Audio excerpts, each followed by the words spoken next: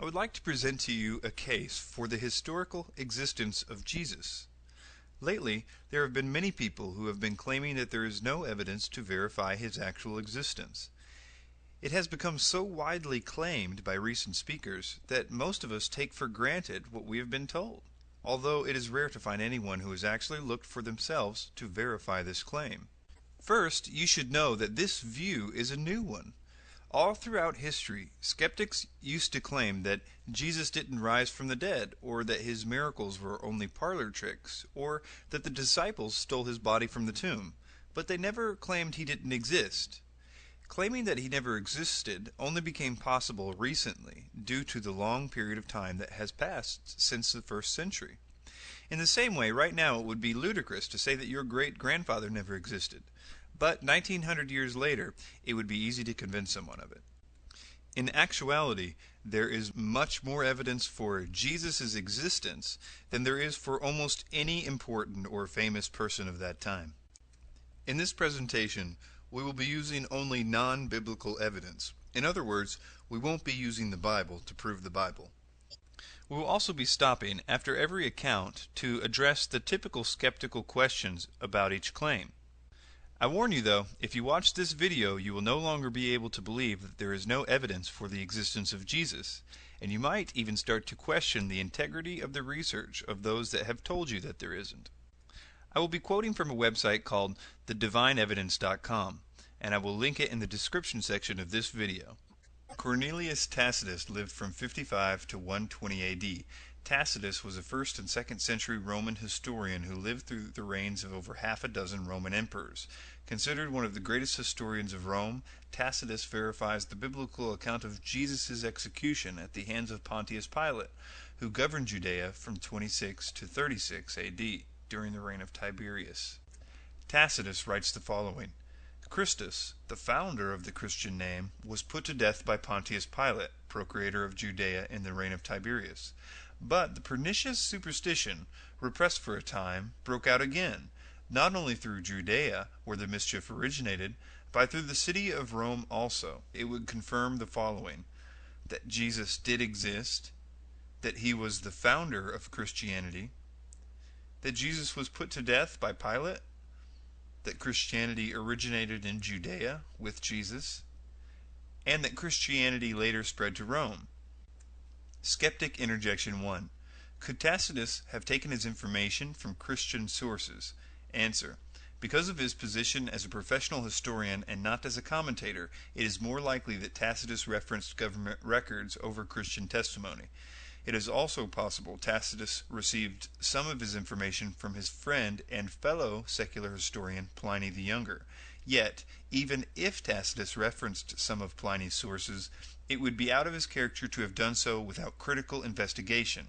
An example of Tacitus criticizing testimony given to him even from his dear friend Pliny is found here in Annals 55.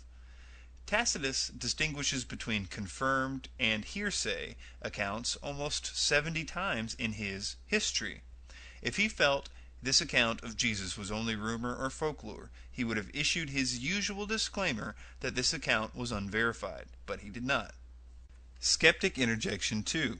Could this passage have been a Christian interpolation or forgery? Answer. Judging by the critical undertones of this passage, it is highly unlikely. Tacitus refers to Christianity as a superstition and an insuppressible mischief. Furthermore, there is not a surviving copy of Tacitus's Annals that does not contain this passage.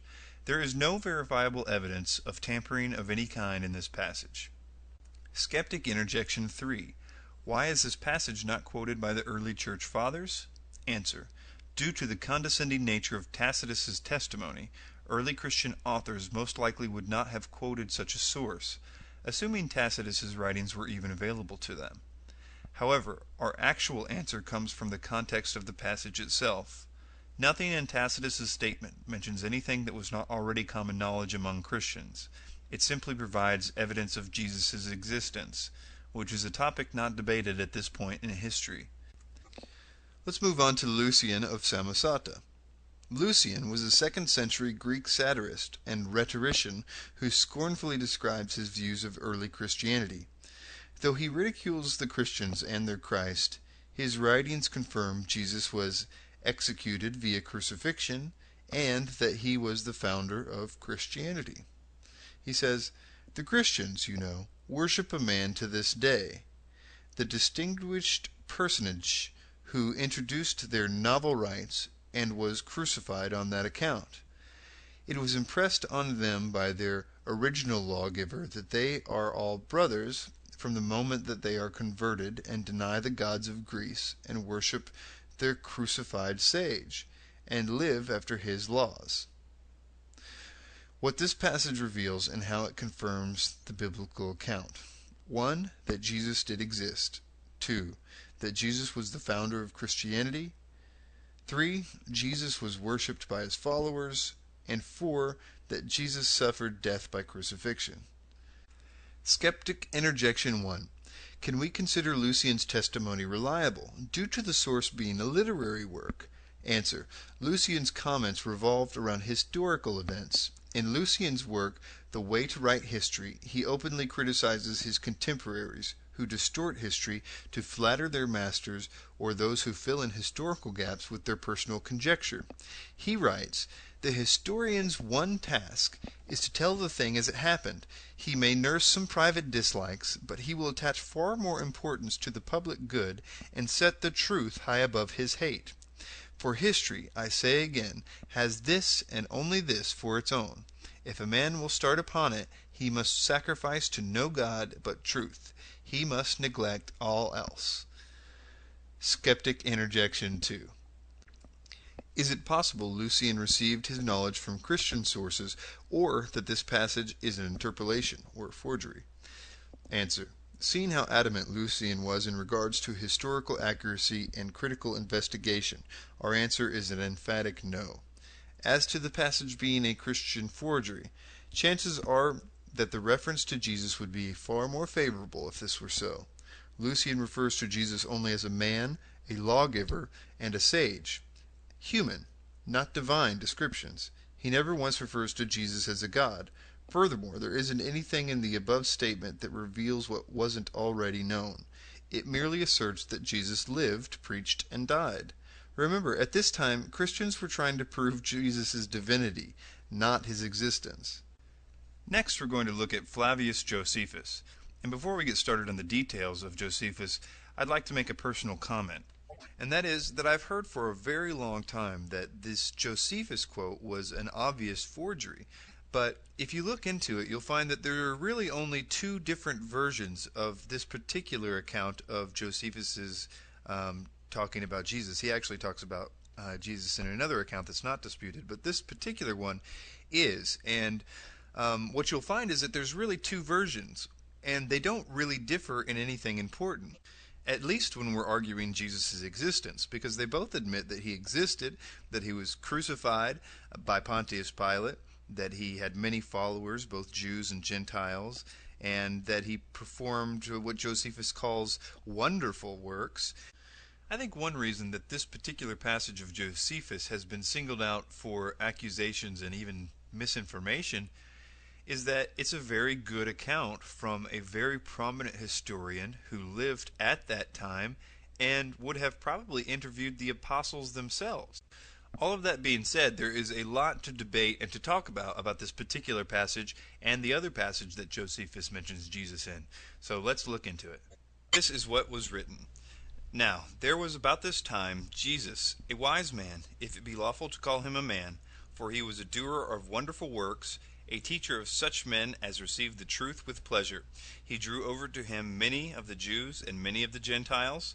He was the Christ, and when Pilate, at the suggestion of the principal men among us, had condemned him to the cross, those that loved him at first did not forsake him, for he appeared to them alive again the third day, as the divine prophets had foretold these and 10,000 other wonderful things concerning him. And the tribes of Christians so named for him are not extinct at this day. This is what the other version reads.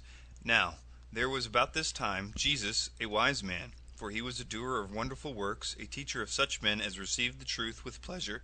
He drew over to him both many of the Jews and many of the Gentiles. And when Pilate, at the suggestion of the principal men among us, had condemned him to the cross, those that loved him at first did not forsake him, and the tribes of Christians so named from him are not extinct to this day. Skeptic Interjection 1. This passage contains proclamations an Orthodox Jew would not make, such as Jesus being the Christ. Answer.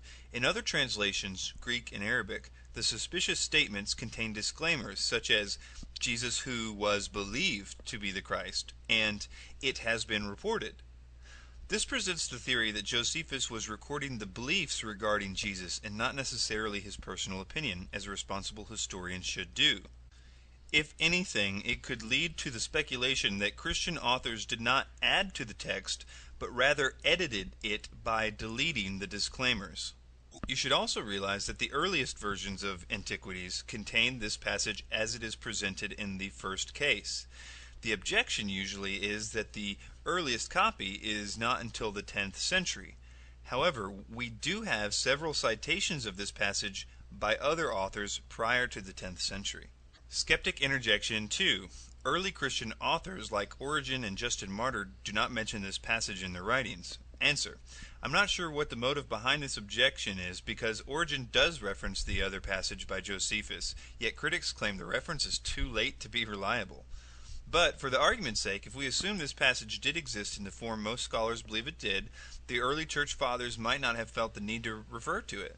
The original passage serves as evidence for the historicity of Jesus, a topic not debated at this point, as the burden of proof revolved around his divinity. We will now examine the second passage given to us by Josephus. Fortunately, it is not surrounded in as much controversy. It says, So Aeneas assembled a council of judges, and brought before it the brother of Jesus, the so-called Christ, whose name was James, together with some others. And having accused them as lawbreakers, he delivered them over to be stoned. Skeptic Interjection 1. Is it possible this passage was a forgery by early Christians? Answer. It must be noted that no copy of Antiquities has ever surfaced without the above text quoted as it is above. Critics are suspicious of the so-called Christ statement, yet this reference, rather than the Christ, shows Josephus was not condoning the belief but simply documenting it. Also, this passage concerns the actions of the priest Aeneas. Jesus and James were not even the primary focus of this verse. Lastly, this passage is cited in other early works which attest to its authenticity. Even if we dismiss the disputed works in Josephus's testimonium, we still see he testifies to a number of things in the above two passages. One, that Jesus lived in the first century. He performed miracles. Some believed Jesus to be the Christ. He was a teacher. He had many followers. He was tried by Pilate. He was crucified. He was the founder of Christianity. And James was the brother of Jesus. Next is Pliny the Younger. Pliny the Younger admits to torturing and executing Christians who refused to deny Christ. Those who denied the charges were spared and ordered to exalt the Roman gods and curse the name of Christ. Pliny addresses his concerns to Emperor Trajan that too many Christians were being killed for their refusal to deny their faith. He says, I asked them directly if they were Christians. Those who persisted, I ordered away. Those who denied that they were or ever had been Christians worshipped both your image and the image of the gods and cursed Christ. They used to gather on a stated day before the dawn and sing to Christ as if he were a god. All the more I believed it necessary to find out what was the truth from 2 servant maids, which were called deaconesses, by means of torture. Nothing more did I find than a disgusting fanatical superstition. Therefore I stopped the examination and hastened to consult you, on account of the number of people endangered, for many of all ages, all classes, and both sexes already are brought into danger. In Pliny's letter to Emperor Trajan. Though Pliny states some of the accused denied the charges, a recurring theme in the correspondences between Pliny and Trajan is the willingness of the true believer to die for Christ. This would hardly be reasonable if they knew he never existed. Skeptic Interjection 1. How does dying for one's belief verify the actual existence of Jesus? The sincerity of a belief does not necessarily make the belief true. How does this passage specifically confirm a historical Jesus and not just the existence of Christians in Rome? Answer. Pliny states Christians worshipped Christ as if he were a god. This indicates one who would not normally be considered a god, such as a human who was exalted to divine status. Also, the early Christians would have been in a position to know if Jesus was a historical figure or not. Though critics can claim these martyrs took Jesus' existence solely on faith, common sense tells us that there would have been a lot more evidence of a historical Jesus at this time than what has been preserved until today. According to early historians, Jesus' great-nephew and other relatives were still alive, as well as the associates of the original apostles. Such individuals could easily verify his existence. Also, documents which have been lost to us were still in existence, such as Jesus' trial records and the census records of his birth, and were even referenced by early authors who wrote about Jesus. These individuals had every reason to be certain of Jesus' existence and were willing to die because of it. Skeptic interjection 2. Pliny also states some recanted their testimony. Perhaps they did so because they knew Jesus was a myth. Answer. There are several rational explanations as to why some would recant their Christian beliefs. Pliny readily admits to torturing some of the accused. Are admissions or denials really credible under torture? Also, the accused knew if they did not recant, they would be put to death. Fallible human rationalization, confess and go home, and work out the hard feelings with Jesus later, or suffer crucifixion. Also, some of the accused could have been lackadaisical Christians who half-heartedly accepted Christianity because of a spouse, parent, or friend, and would have had no problem reverting back to paganism upon facing persecution.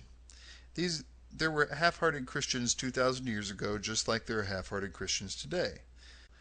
Just because there were some who may have recanted out of fear or poor judgment doesn't dismiss the deaths of the other individuals who were certain of Jesus' existence and died because they refused to curse him.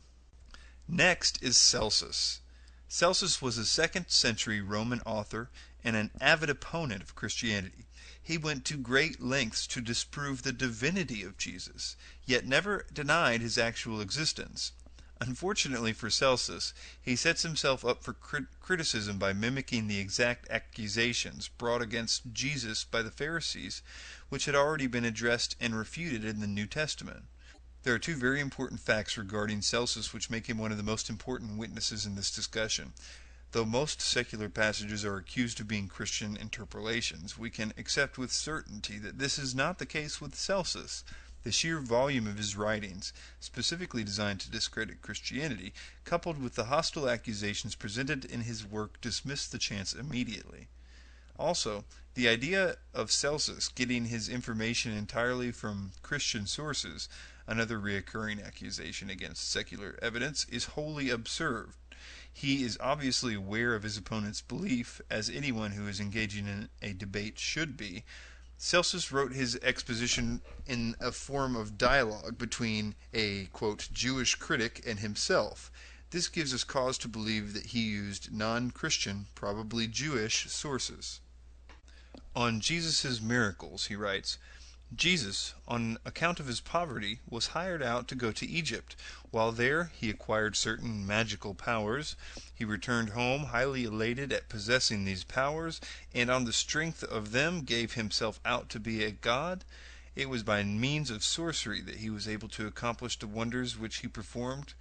Let us believe that these cures, or the resurrection, or the feeding of a multitude with the few loaves, these are nothing more than the tricks of jugglers. It is by the names of certain demons and by the use of incantations that the Christians appear to be possessed of miraculous power. Not only does Celsus confirm Jesus' existence here, he also tries to debate the source of his miracles.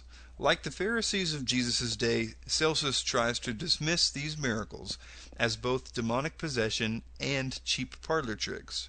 However, he is clearly grasping at straws. On one hand, Celsus accuses Jesus of performing magic learned in Egypt, then later states it is by the power of possession, then states the miracles were not really miracles at all, but were illusionary tricks performed by a deceiver, then finally states that the miracles never occurred. On the virgin birth, he writes, Jesus had come from a village in Judea, and was the son of a poor Jewess who gained her living by the work of her hands. His mother had turned out by her husband, who was a carpenter by trade, on being convicted of adultery with a Roman soldier named Penthria. Being thus driven away by her husband and wandering about in disgrace, she gave birth to Jesus, a bastard. Celsus acknowledges Jesus' birth and existence, but does not accept the concept of a virgin conception. He tries to dismiss Mary's premarital pregnancy as a result of an affair she had with a Roman soldier. Strangely enough, there is a very similar passage in the Jewish Talmud, which makes the same accusation. This gives us reason to believe that Celsus may have referenced Jewish sources for some of his arguments. On the crucifixion, Celsus writes, Jesus accordingly exhibited after his death only the appearance of wounds received on the cross, and was not in reality so wounded as he is described to have been. In this statement, Celsus confirms Jesus' death by crucifixion, although he claims the only wounds Jesus received were those inflicted by the crucifixion, thus denying any previous torture had taken place. But not even history offers Celsus the benefit of the doubt, as floggings were the standard form of torture given to victims prior to the crucifixion. Celsus contradicts himself yet again when he later states that Jesus was probably never even crucified, but instead had an impostor die in his place. Skeptic Interjection 1. Celsus also states, "It is clear to me that the writings of the Christians are a lie, and that your fables are not well enough constructed to conceal this monstrous fiction." So how do we know that Celsus is referring to a historical Jesus and not just debating a myth of Jesus? Answer.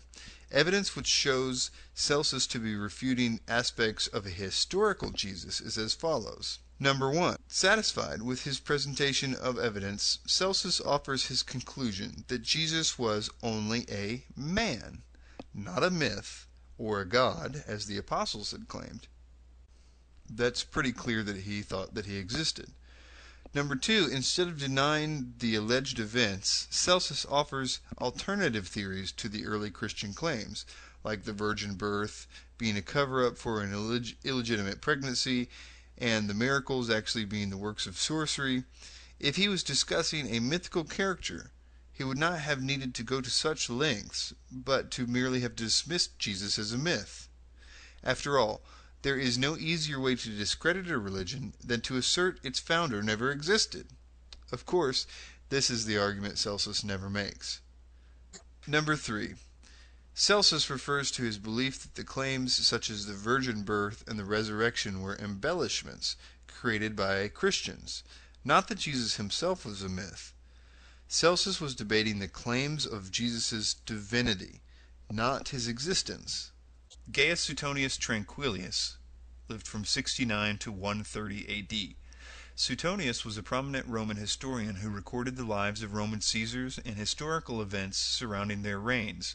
He served as a court official under Hadrian and as an analyst for the imperial house. Suetonius records the expulsion of Christian Jews from Rome, mentioned in Acts 18 verse 2, and confirms the Christian faith being founded by Christ. He says, "As the Jews were making constant disturbances at the instigation of Christus, Claudius expelled them from Rome."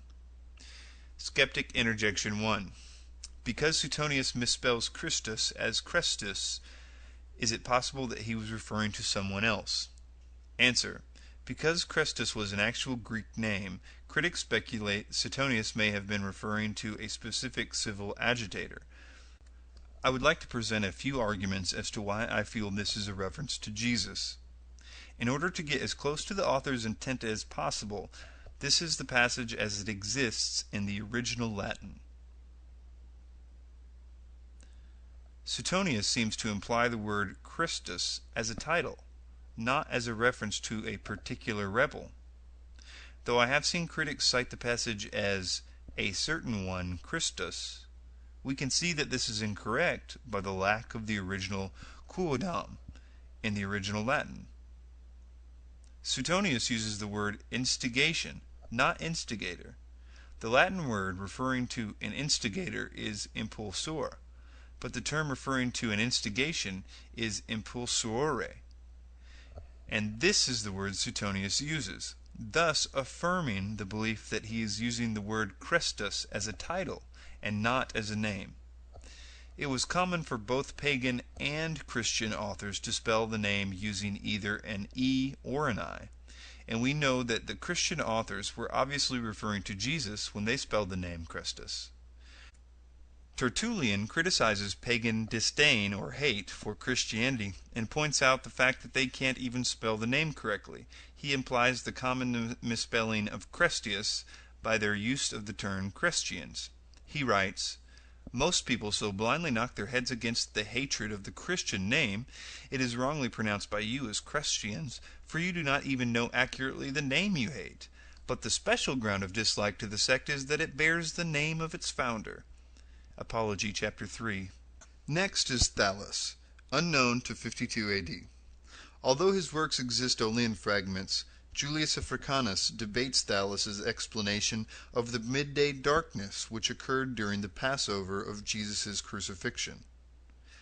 Thallus tries to dismiss the darkness as a natural occurrence, a solar eclipse. But Africanus argues, and any astronomer can confirm, a solar eclipse cannot physically occur during a full moon, due to the alignment of the planets. Phlegon of Tralles, a 2nd century secular historian, also mentions the darkness and tries to dismiss it as a solar eclipse. He also states the event occurred during the time of Tiberius Caesar. This is what was written. On the whole world there pressed a most fearful darkness. The rocks were rent by an earthquake, and many places in Judea and the other districts were thrown down. The darkness Thallus, in the 3rd book of his history, calls, as appears to me without reason, an eclipse of the sun. For the Hebrews celebrate the Passover on the 14th day according to the moon, and the Passion of our Savior falls on the day before the Passover. But an eclipse of the sun takes place only when the moon comes under the sun, and it cannot happen at any other time. Phlegon records that, in the time of Tiberius Caesar, at the full moon, there was an eclipse of the sun from the 6th hour to the 9th, manifestly that one of which we speak. Skeptic Interjection 1. Why doesn't Pliny the Elder or Senentia mention this event in their writings? Answer. Pliny focused his writings on natural astronomical events that had physical scientific explanations. It is doubtful that he would have found it necessary to record an event of supernatural origin. I can also find no mention of him being in Judea at the time, so it is doubtful he would have mentioned it if he did not witness the events firsthand. Seneca focused his writings on dramas, dialogues, and tragedy, and like Pliny, it is doubtful he was in Judea during this event. Skeptic Interjection 2. Because Thallus' and Phlegon's work exist only in fragments, can their testimonies be considered reliable? Answer. This is something the reader will have to determine on their own. Africanus was an honest, qualified author who did not alter the quotes to serve his own purpose. This is very likely considering what we know about Africanus. Africanus's methods were highly respected by his peers. He was often quoted by other authors. He had even chastised his friend and fellow Christian Origen for citing information from a spurious, unreliable source. It also must be noted that Thallus never said this eclipse did not happen, but instead was trying to actually come up with a scientific explanation to the eclipse instead of assigning it to divine origins. Next is Mara bar Superior. Mara bar Superior of Syria penned this letter from prison to his son. What advantage did the Athenians gain from putting Socrates to death? Famine and plague came upon them as a judgment for their crime. What advantage did the men of Samos gain from burning Pythagoras? In a moment their land was covered with sand. What advantage did the Jews gain from executing their wise king? It was just after that that their kingdom was abolished. God justly avenged these 3 wise men. The Athenians died of hunger, the Samians were overwhelmed by the sea, the Jews, ruined and driven from their land, live in complete dispersion. But Socrates did not die for good. He lived on in the teachings of Plato. Pythagoras did not die for good. He lived on in the statue of Hera. Nor did the wise king die for good. He lived on in the teaching which he had given. Skeptic Interjection 1. How do we know that this passage is in reference to Jesus? 1. He was Jewish. Jesus was a Galilean Jew. 2. He was executed. Jesus was crucified after the Jews appealed to Pilate to have him crucified. 3. After his death, Jerusalem and the temple were destroyed. This occurred in 70 A.D., after Jesus' death. 4. The Jews were dispersed after his death. The Jews abandoned Judea after the Roman attack of 70 A.D. He was a teacher. Jesus was a rabbi or teacher. He lived on after death, and the teachings, Jesus and his teachings founded the Christian faith. He was a wise king. Jesus was mocked by the Romans as the king of the Jews. The messianic prophecies fulfilled by Jesus referred to the coming Messiah as king. Christians believed that Jesus was their spiritual king. Jesus was born of the royal line of King David. And, of course, he was Jewish. Now, moving on to the Babylonian Talmud. The Babylonian Talmud is an ancient record of Jewish history, laws, and rabbinic teachings compiled throughout the century. Though it does not accept the divinity of Jesus, it confirms the belief that he was hanged, an idiom for crucifixion, on the eve of the Passover. It says, on the eve of the Passover, Yeshu, some texts say Yeshu the Nazarene, was hanged, which means crucified, 40 days before the execution. A herald went forth and cried, he is going forth to be stoned, because he has practiced sorcery and enticed Israel to apostasy. Anyone who can say anything in his favor, let him come forward and plead on his behalf. But since nothing was brought forward in his favor, he was hanged on the eve of Passover. Skeptic Interjection 1. How can we know that the Talmud is documenting Jesus' existence and not only stating the rumor surrounding a myth? Answer. In the above excerpt, the Talmud mentions Jesus' ability to perform miracles, but tries to dismiss it as sorcery. If the writers were simply refuting myth, they would most likely have dismissed the tale as a rumor, not assign alternate theories to defend their position. Skeptic Interjection 2. How can we know that this passage is a reference to Jesus and not another individual with the name Yeshu? Answer.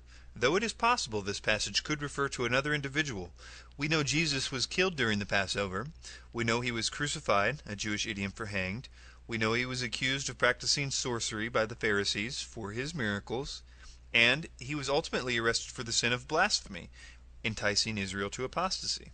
Furthermore, there are other translations which read Yeshu the Nazarene, which give us even more reason to believe that this passage pertains to Jesus. There are many more accounts that refer to Jesus and his existence from the 1st and 2nd century. And this, of course, does not include the many books and letters contained in the New Testament, where even the critics agree it was penned by at least 5 different authors. So we're talking about different letters from different times, claiming to be, in some cases, eyewitness accounts of the historical happenings of the events of this man's life. Some common questions are, why is there no physical evidence or personal writings to verify Jesus' historicity? The Bible has been accused on several occasions of committing historical errors, but has later been proven accurate through archaeological finds. For instance, the Old Testament mentions a tribe of people known as the Hittites. Skeptics pointed out that there was no such civilization in history, yet in the 19th century, records of the Hittites were discovered within Assyrian ruins. Today, we know a lot about the Hittites, such as their language, craftsmanship, geography, and empire chronology. The New Testament mentions the Pool of Bathsheba as a place where Jesus healed a paralytic. No such location was known to exist until it was discovered in Jerusalem as a place where the sick would gather to seek healing. Just because an artifact has not yet been recovered does not mean none exists. In regards to personal writings, Socrates, for example, exists only in the writings of his students. There is not a single document still in existence that contains his original works. If we apply the same logic with Socrates, skeptics use to determine Jesus' historicity, we must assume Socrates was a figment of the imagination of his students. But if we are to accept Socrates as a historical figure based on 4 secondary accounts, we must also accept Jesus as a historical figure whose life was documented by his disciples, historians, and those who rejected his divine claims. In conclusion, a lot of evidence has been presented during this discussion to confirm Jesus Christ as a historical figure. We have viewed accounts taken from numerous authors of different theological backgrounds, and we have answered some common skeptic questions concerning Jesus' historicity. I purposely avoided using biblical evidence to support the existence of Jesus because that would be using the Bible to prove the Bible. Instead, we focused this study on extra-biblical sources. However, early Christian historians and witnesses were unanimous in their accounts that several New Testament books were written by eyewitnesses of both Jesus and the apostolic ministries. If these authors were indeed eyewitnesses, we can believe that they also provide evidence to the historicity of Jesus. Some readers may be satisfied with such evidence, some may not. Whatever the case, I encourage you to examine all the facts for yourself before reaching your conclusion. Thank you.